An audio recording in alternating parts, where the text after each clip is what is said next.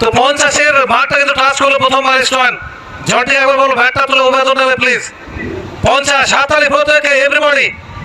আমরা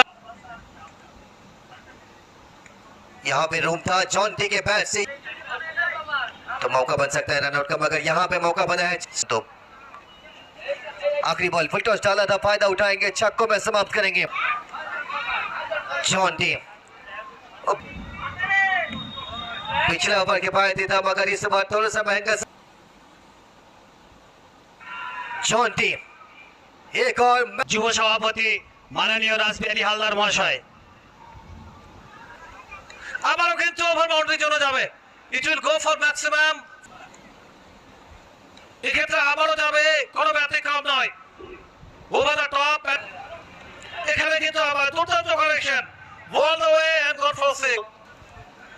আবারও কিন্তু বল যাবে হাওয়ায়, একেবারে পূর্ণ পাওয়ার জেনারেট করে। সেকেন্ড ম্যাচে কে উইন হলো?